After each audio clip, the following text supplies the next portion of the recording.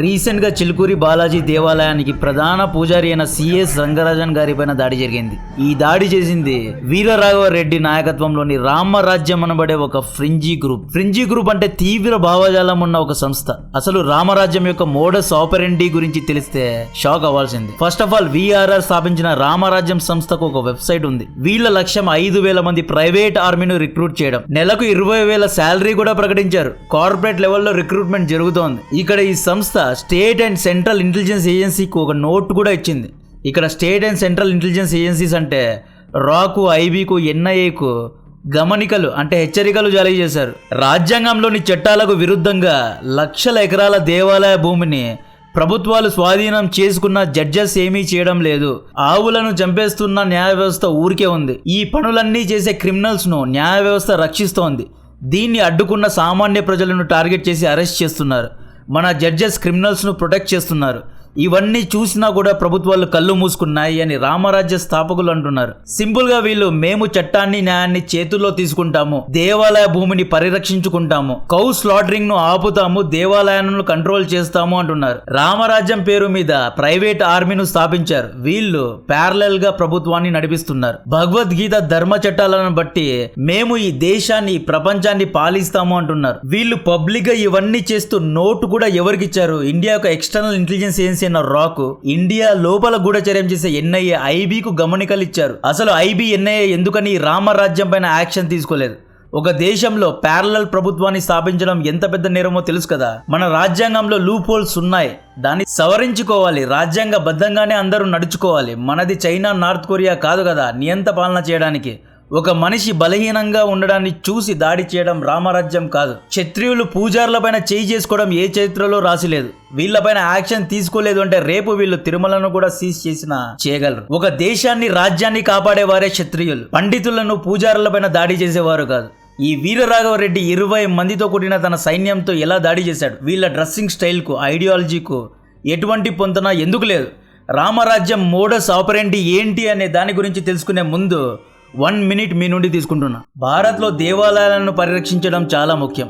వీటి ద్వారా ప్రభుత్వానికి మ్యాసివ్ స్కేల్లో రెవెన్యూస్ వస్తాయి. దీంతో పాటు టూరిజం కూడా డెవలప్ అవుతుంది. రీసెంట్ గా మహాకుంభ్ మేళా ద్వారా భారత్ యొక్క ఆర్థిక వ్యవస్థ ఎంతో లాభపడింది. భారత్ యొక్క ఆర్థిక వ్యవస్థ ద్వారా మనం లాభం పొందాలి అంటే పెట్టుబడి అనేది పెట్టాలి. ఇన్వెస్ట్ చేసేటప్పుడు మనకి ఎన్నో భయాలు ఉంటాయి. డబ్బులు పోతే ఎలా, రిటర్న్స్ రాకపోతే ఎలా అని, ప్రాఫిట్స్ లో హెవీ ట్యాక్సెస్ పే చేయాలేమో అని. ఈ కారణాల కారణంగా పెట్టుబడులు పెట్టడానికి చాలా మంది భయపడతారు. బట్ బజాజ్ అలియన్స్ ఒక మంచి ఆపర్చునిటీతో ముందుకు వచ్చింది. వీరి యొక్క Nifty 500 multi cap momentum quality 50 index fund కొత్త ఎన్ఎఫ్ఓ ను లాంచ్ చేయడం జరిగింది. దీంట్లో ఇన్వెస్ట్ చేయడానికి లాస్ట్ డేట్ 14th February 2025. ఇంకా 4 days మాత్రమే మిగిలి ఉంది. దీని యొక్క లింక్ ను డిస్క్రిప్షన్ లో కమెంట్ బాక్స్ లో ఇస్తున్నా.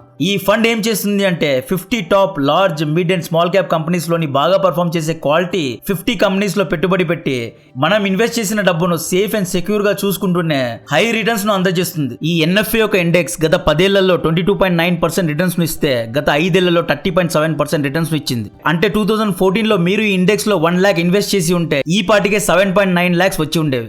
దీంట్లో 120 times మంత్లీ ప్రీమియం తో కూడిన లైఫ్ కవర్ కూడా ఉంటుంది. ప్రీమియం అప్ టు 2.5 lakhs వరకు. దీని యొక్క రిటర్న్స్ ట్యాక్స్ ఫ్రీ. ఇది మన ఎన్ఆర్ఐ మిత్రులకు కూడా మంచి అవకాశం. ఇందులో నెల 18,000 ఇన్వెస్ట్ చేస్తే దాదాపు 2 కోట్ల వరకు రిటర్న్స్ ను పొందగలరు. ఈ ఫండ్ అనేది NAV 10 రూపీస్ నుండి స్టార్ట్ అవుతుంది. ఈ ఎన్ఎఫ్ఏ యొక్క లాస్ట్ డేట్ 14th February 2025. ఇంకా 4 రోజులు మాత్రమే మిగిలి ఉంది. దీని యొక్క లింక్ ను డిస్క్రిప్షన్ లో కమెంట్ బాక్స్ లో ఇస్తున్నాను. రామరాజ్యం అనే సంస్థను కె వీరరాఘవరెడ్డి స్థాపించాడు. ఇతను ఆంధ్రప్రదేశ్ రాష్ట్రం ఈస్ట్ గోదావరి డిస్ట్రిక్ట్ అనపర్తి మండలం కొప్పవరం గ్రామానికి చెందినవాడు. 10th ఫెయిల్ అయ్యాడు. ఫినాన్స్ బిజినెస్ చేశాడు. ఇయర్ 2022లో కోసలాంధ్ర ట్రస్ట్ అనే ఒక ట్రస్ట్ ను స్థాపించాడు. ఈ ట్రస్ట్ కు ఇతను ప్రెసిడెంట్ గా ఉంటే ఇతని భార్య అయిన కొవ్వూరి లక్ష్మీ అనుషారెడ్డి చైర్ పర్సన్ గా ఉన్నారు. ఈ ట్రస్ట్ యొక్క లక్ష్యం, ముఖ్య ఉద్దేశం ఏంటి అంటే త్రాగునీరును కల్పించడం, స్కిల్స్ ను డెవలప్ చేయడం, పశుజీవులను కాపాడడం, ఇలాంటి సోషల్ వెల్ఫేర్ పనులు చేసే ట్రస్ట్ ఇది. ఈ పనులు చేయడానికి ఈ ట్రస్ట్ కు డొనేషన్స్ కూడా ఇచ్చేవారు. అయితే ఇతను ఈ పనులన్నీ పక్కన పెట్టి రామరాజ్యం అనే ఒక సంస్థను స్థాపించి ప్రైవేట్ ఆర్మీని రిక్రూట్ చేయడం మొదలుపెట్టాడు. కట్ చేస్తే యూట్యూబ్ లో రామరాజ్యం అనే ఛానల్ ను ఓపెన్ చేశాడు. వీర రాఘవరెడ్డి ప్రకారం యాన్షియన్ పీరియడ్ లో కృష్ణా నది ఒడ్డున కోసల రాజ్యం ఉండేది. ఈ రాజ్యానికి ఇక్ష్వాకు రాజుగా ఉండేవారు. ఈయన్ను శ్రద్ధాదేవ మను అంటారు. అంటే the first man of earth అని అంటారు. అంటే ఇతను ఈ ప్రపంచంలో, ఈ భూమి మీద పుట్టిన మొట్టమొదటి మనిషి. కట్ చేస్తే ఇయర్ 2025కు వస్తే ఈ వీర రాఘవరెడ్డి ఏమంటున్నారు అంటే, నేను ఇక్ష్వాకు రాజు యొక్క వారసుణ్ణి అంటున్నాడు. నవగ్రహాలు నా పైన లేవు, నేను నవగ్రహాలను కంట్రోల్ చేయబోతున్నాను అంటున్నాడు. నవగ్రహాలను కంట్రోల్ చేయడం అంటే ఈ ప్రపంచాన్ని, ఈ భూగోళాన్ని, ఈ ప్లానెట్స్ అన్నిటినీ కంట్రోల్ చేయడం. ఏదో మెంటలీ డిస్టర్బ్ అయిన వ్యక్తిలాగా అయితే మాట్లాడుతున్నాడు. కావాలంటే ఈ వీడియో ఒకసారి చూడండి. గ్రహాలు నా అధీనంలో ఉన్నాయి. ఇప్పటికే నా శానలు మొత్తం ఆకాశమంతా చుట్టుముట్టుని నాకు కనీసం 23వ తారీఖు లోపులో మహాసేన మహాసేన మహాసేన ఆంధ్రప్రదేశ్ ముఖ్యమంత్రిని అతని కుమారుడితో సహా, తెలంగాణ ముఖ్యమంత్రిని అతని కుమారుడితో సహా, భారత ప్రధాన న్యాయమూర్తిని తీసుకొచ్చి 7 కొండల వెంకన్న పాదాల దగ్గర నిలబెట్టకపోతే నేను నా సేనలతో విజృంభిస్తాను. నేను వీరులు కలిగిన సేన ఉన్నవారు నా ముందుకు రావచ్చు. అయ్యా, నా చేతిలో ఉన్న శక్తివంతమైన ఆయుధాలు ఉన్నాయి. దయచేసి గమనించండి. మాకు ఈ రాజ్యాంగం అక్కర్లేదు, ఈ రాజ్యాంగం అక్కర్లేదు, మాకు ఈ చట్టాలు అక్కర్లేదు. భూమి మీద ధర్మస్థాపన జరగాలి. నేను బయలుదేరుతున్నాను. నా సేనలు చుట్టుముట్టున్నాయి. వాళ్ళని బంధించి 7 కొండల వాడి పాదాల చెంత పెట్టకపోతే వీర రాఘవరెడ్డి ఇంతకు ముందు చేసిన కాంట్రవర్షియల్ కామెంట్స్ ఏంటి అంటే, శ్రీరాముడు ఆంధ్రాకు చెందినవాడు అని, రాజ్యాంగాన్ని నేను నమ్మను అని, భగవద్గీతలోని ధర్మ చట్టాన్ని అందరూ పాటించాలి అంటున్నాడు. సరైన తీర్పు ఇవ్వకపోతే జడ్జిను సైతం అరెస్ట్ చేస్తా అంటున్నాడు. ఆశ్చర్యం ఏంటి అంటే, ఒకసారి ఈ వ్యక్తి వెస్ట్ గోదావరి కలెక్టర్ ఆఫీస్కు వెళ్ళి కలెక్టర్ను యువర్ అండర్ అరెస్ట్ అన్నాడంట. ఈ వ్యక్తి తన వీడియోస్లో క్లియర్గా పూజారులను, టెంపుల్ ఆర్గనైజర్స్ను టార్గెట్ చేస్తూ కనిపించాడు. ఫిబ్రవరి 7th రోజు శుక్రవారం ఇతను తన 20 మంది అనుచరులతో కలిసి, ఈ అనుచరుల్లో governor, president, commander, prime minister, soldiers అందరూ ఉన్నారు. ఒక పెద్ద గవర్నమెంటే ఇది, అంటే ప్యారలల్ గవర్నమెంట్ అనమాట. ఇప్పుడు ఇండియాలో state government, central government, BJP, Congress party ఇలా ఎలా ఉన్నాయో సేమ్ అలాగే రామరాజ్యం అనేది ఒక సపరేట్ ప్రభుత్వం, ప్యారలల్ గవర్నమెంట్. సో ఈ ప్యారలల్ గవర్నమెంట్లో ప్రస్తుతానికి 20 మంది ఉన్నారు. వీళ్ళు ఇంకొక 5,000 మందిని రిక్రూట్ చేయాలి అనుకుంటున్నారు. ఈ సంస్థను నడపడానికి అంతమందికి శాలరీస్ ఇవ్వడానికి ఫండ్స్ కావాలి. ఫండ్స్ కోసం వీళ్ళు ప్రతి టెంపుల్కి వెళ్ళి అక్కడి పూజారులను బెదిరించి ఫండ్స్ తీసుకుంటున్నారు, లేదా టెంపుల్కు వచ్చే వారి యొక్క డీటెయిల్స్ తీసుకొని వాళ్ళ దగ్గర ఫండ్స్ తీసుకుంటున్నారు. వీళ్ళందరూ చిల్కూరి బాలాజీ టెంపుల్ పక్కనే ఉన్న రంగరాజన్ గారి ఇంటికి వెళ్ళి రామరాజ్యంలో చేరమని ఈయన డిమాండ్ చేశారంట. దేవాలయానికి వచ్చే క్షత్రియుల గోత్ర నామాలు ఇవ్వాలి అని, ఆ శత్రువుల్ని రామరాజ్యం సైన్యంలో జాయిన్ చేయించాలని రంగరాజన్ గారిని అడిగారంట. టెంపుల్ కు రోజు వచ్చే వైశ్య గోత్ర నామం కలిగి ఉన్న వారి యొక్క డీటెయిల్స్ ఇవ్వమని అడిగారంట. అంటే వైశ్యాస్ దగ్గర డబ్బులు బాగా ఉంటాయి కదా, సో రామరాజ్యం కోసం కావాల్సిన ఫండ్స్ను వారి దగ్గర తీసుకోవాలి అనే ఉద్దేశంతో అడిగారంట. బలవంతం కూడా చేశారంట. దీనికి రంగరాజన్ గారు డిఫెండ్ చేశారు. నేను ఇటువంటి దాంట్లో జాయిన్ అవ్వను, నేను ఇటువంటి దాంట్లో సబ్స్క్రైబ్ అవ్వను అన్నారంట. రాజ్యాంగం ఏం చెప్తుంది? నువ్వు చెప్పు, రాజ్యాంగం ఏం చెప్తుందో. రామరాజ్య స్థాపనకి నాటం చేస్తున్నా. రాజ్యాంగం ప్రకారం చేస్తున్నా. రాజ్యాంగం ఏం చెప్తుంది? నువ్వు చెప్పు. దీంతో 20 మంది ఒక్క పూజారిని కార్నర్ చేసి చెయ్యి చేసుకున్నారంట. వచ్చే ఉగాది వరకు టైం ఇచ్చి రామరాజ్యం కోసం నువ్వు పని చేయకపోతే యాక్షన్స్ తీవ్రంగా ఉంటాయని బెదిరించి వచ్చారు. రంగరాజన్ గారు కాన్స్టిట్యూషన్ను నమ్మే వ్యక్తి. ఆయన ఎప్పుడూ రాజ్యాంగం ప్రకారం రామరాజ్యం ఉండాలి అని కోరుకునే వ్యక్తి. పాలిటిక్స్, జియో పాలిటిక్స్ పైన మంచి పట్టు కలిగిన వ్యక్తి రంగరాజన్ గారు. తక్కువ కులం వారు కూడా గుడిలో పూజలు చేయొచ్చు అనే టార్చ్ బేరర్ ఐడియా తీసుకొచ్చిన వ్యక్తి అయినా. ఇక్కడ రంగరాజన్ గారి ధైర్యానికి హ్యాట్స్ ఆఫ్ చెప్పాలి.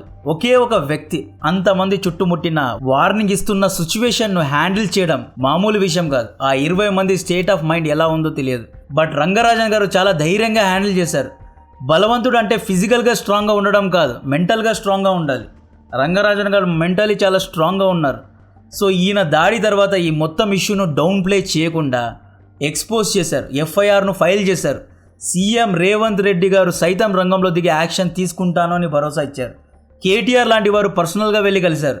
పవన్ కళ్యాణ్ గారు కూడా ఈ ఇన్సిడెంట్ గురించి ఖండిస్తూ ట్వీట్ పెట్టారు. అయితే వీళ్ళందరూ ఎందుకు హిందూ దేవీ దేవాలయాల పైన పడ్డారు? ఎందుకంటే రామరాజ్యం అనే సంస్థను నడపాలి అంటే ఫండ్స్ కావాలి, డబ్బులు కావాలి, శాలరీస్ ఇవ్వాలి అంటే ఎంతో ధనం కావాలి. టెంపుల్స్లో అయితే డొనేషన్స్ ద్వారా డబ్బులు వస్తాయి. ఖాళిస్తానీ మోడస్ ఆపరెండి కూడా సేమ్ ఇలాగే ఉంటుంది. ఖాళిస్తానీ బ్యాచ్ మొట్టమొదటిగా చేసే పని గురుద్వారాస్ను కంట్రోల్ చేయడం. వీళ్ళు ఎక్కడికి వెళ్ళినా, కెనడాకు వెళ్ళినా, పంజాబ్లో ఉన్నా, ఆస్ట్రేలియాకు వెళ్ళినా, అమెరికాకు వెళ్ళినా, ఫస్ట్ వీళ్ళు గురుద్వారాలో ఉన్న ఆ ఆర్గనైజర్స్ను పట్టుకుంటారు, వాళ్ళను బెదిరిస్తారు. బెదిరించి గురుద్వారాకు వచ్చే ఫండ్స్లో కొంత శాతాన్ని తీసుకొని ఈ పనులన్నీ చేస్తూ ఉంటారు. ఈ ఖాళిస్తానీ బ్యాచ్ ఏం చేస్తారంటే గురుద్వారాకు ఎవరు వస్తారు, వారి దగ్గర ఎంత డబ్బు ఉంది, వారి యొక్క ఫినాన్షియల్ స్టేటస్ ఏంటి అనేది కనుక్కుంటారు. వారి యొక్క పర్సనల్ డీటెయిల్స్ కనుక్కొని డైరెక్ట్ గా భక్తులను కాంటాక్ట్ అయ్యి డబ్బులు తీసుకుంటూ ఉంటారు. ఖాళిస్తానీలు ఏమంటారు, మేము సిక్ రాజ్యాన్ని స్థాపించబోతున్నాము, సిక్కుల కోసమే ఒక సపరేట్ దేశాన్ని స్థాపించబోతున్నాము అన్నారు. రామరాజ్యం సంస్థ కూడా సేమ్ టెంపుల్స్ కు వచ్చే డొనేషన్ పైన ఆధారపడినట్లు కనిపిస్తోంది. రామరాజ్య సంస్థ సభ్యులు కూడా మేము రాజ్యాంగాన్ని స్క్రాప్ చేస్తాము, కొత్త దేశాన్ని స్థాపిస్తాము అంటున్నారు. ఫండమెంటలీ వీళ్ళు రాంగ్. ఎందుకంటే ఒకవేళ రాజ్యాంగాన్ని మనం స్క్రాప్ చేస్తే భారత్ యొక్క ఆర్థిక వ్యవస్థ పడిపోతుంది. అమెరికా, జపాన్, యూరోప్ వంటి దేశాలు భారత్లో ఇన్వెస్ట్ చేయడానికి కారణమే ఇండియాలో డెమోక్రసీ ఉంది అని, ఇండియా రాజ్యాంగాన్ని నమ్ముతుంది అని, ఇండియాలో ప్రాపర్గా ఎలక్షన్స్ జరుగుతాయి కాబట్టే, ఇండియా స్టెబుల్గా ఉంటుంది కాబట్టే, ఇండియాలో సివిల్ వార్స్ వంటివి జరగవు కాబట్టే వేరే దేశాల్లో ఉన్న ఇన్వెస్టర్స్ ఇండియాలో డబ్బులు పెడతారు, ఇండియాలో కంపెనీస్ ఓపెన్ చేస్తారు. ఇండియాలో నియంత పాలన లేదు, ఇండియాలో పాలిటిక్స్ స్టెబుల్గా ఉన్నాయి కాబట్టే ఇన్వెస్ట్మెంట్స్ వస్తున్నాయి. ఈ ఇన్వెస్ట్మెంట్స్ ఆగిపోతే ఆర్థికంగా ఇండియా పడిపోతుంది, తద్వారా అన్ఎంప్లాయ్మెంట్ పెరుగుతుంది, సివిల్ వార్కు దారి తీస్తుంది, ఒకరిని ఒకరు తిట్టుకునే పరిస్థితి వస్తుంది. నిన్న చిలుకూరి టెంపుల్ పైన దాడి జరిగిన ఈ గ్యాంగ్ పైన యాక్షన్ తీసుకోకపోతే రేపు వీళ్ళు వేరే టెంపుల్స్ పైన కూడా ఇలాగే దాడి చేయగలరు. National investigation agency, intelligence bureau రంగంలో దిగి ఈ గ్రూప్ ఎందుకు బ్లాక్ డ్రెస్ షూస్ వేసుకున్నారు అండ్ వీళ్ళెందుకు కండువా వేసుకున్నారు, వీరి యొక్క ఐడియాలజీ ఏంటి, వీళ్ళెందుకు ప్రైవేట్ ఆర్మీను స్థాపించాలి అనుకుంటున్నారు, వీళ్ళను ఎవరు సపోర్ట్ చేస్తున్నారు, ఎవరు ఫండ్ చేస్తున్నారు అనేది ఇన్వెస్టిగేట్ చేయాలి. రా కూడా రంగంలో దిగి బయటి దేశాల నుండి వీళ్ళకు ఫండింగ్ ఏమైనా వస్తుందా అనేది చూడాలి. సో ఫైనలీ వీర్ రాఘవరెడ్డిని ఆదివారం రోజు హైదరాబాద్ మనుకొండలో అరెస్ట్ చేశారు. ఇతను అరెస్ట్ అయిన తర్వాత రంగరాజన్ గారి పైన దాడి చేసిన వీడియోను ఇతని అనుచరులు రిలీజ్ చేశారు. అరెస్ట్ అయిన వెంటనే ఎందుకు రిలీజ్ చేశారు? ఏదో లారెన్స్ బిష్నే గ్యాంగ్ మనుషుల్లాగా, ఖాళిస్తానీల్లాగా ఒక అటాక్ మేమే చేశాము అని చెప్పడానికి వీడియో రిలీజ్ చేసినట్లు, పోస్ట్ రిలీజ్ చేసినట్లు వీళ్ళు వీడియోను రిలీజ్ చేశారు. దీని గురించి విచారణ జరగాలి. అండ్ ఈ రామరాజ్యం బ్యాచ్లో దాదాపు 6 మందిని ఇప్పటి వరకు అరెస్ట్ చేశారంట. దీని గురించిన మరిన్ని అప్డేట్స్ ఇస్తూనే ఉంటా.